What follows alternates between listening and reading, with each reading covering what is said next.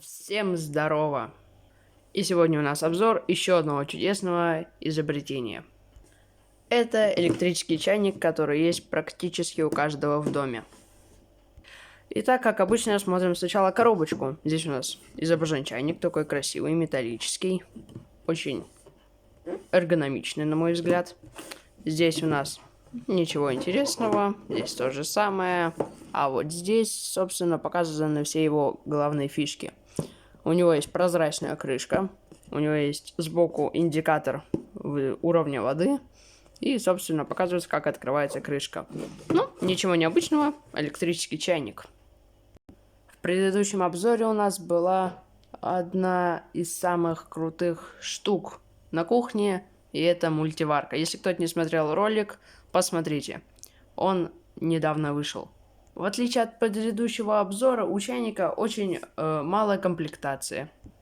Собственно, это сам чайник и его подсоединительное устройство. Вот и все. Не, ну а что вы хотели? Чайник есть. Воду в нем кипятить можно. Что еще надо? Не знаю. Ну и давайте, например, проверим, работает ли он, опять же, водой, как и с мультиваркой. А, да, еще забыл сказать.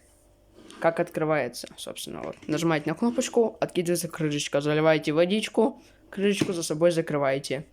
Ставите вот на вот эту вот чудесную плиточку, если это так можно назвать, и нажимаете на вот этот рычажочек вниз. Он светится прикольным голубым цветом.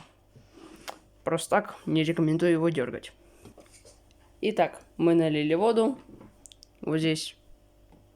не шатайся. Вот здесь видно... Вода переливается, и у нас объем примерно 1,5 литра. Ну что ж, ставим аккуратненько на нашу плиточку, поворачиваем, чтобы было красивее, и нажимаем на хвостик. Хотя нет, вот так красивее.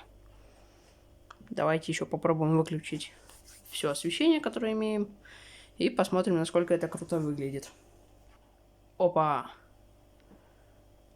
Ну, не особо темно, если честно. Ну, ничего.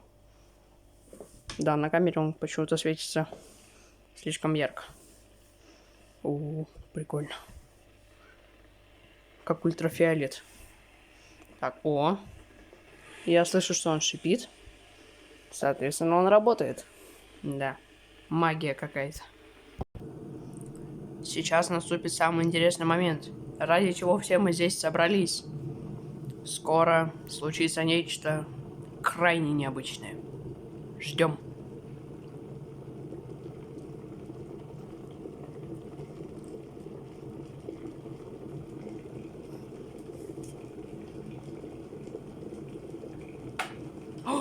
Вы это видели? Он шевельнулся! А это значит, что чайник вскипел. Браво! Ну что ж, проверим, как там наш кипяток. Тут, к слову, кофе с сахаром. Аккуратненько берем и наливаем. Нормально. Стоп. Хорошо. Собственно, вот и все. Кофе заварился. Значит, там есть вода, что, собственно, логично. От кофе идет пар, соответственно, вода горячая. То есть, чайник вскипятил воду. Круто. Ставьте лайк, если хотите побольше таких обзоров, и подписывайтесь на канал, чтобы не пропустить новые видео. Всем удачи, всем пока!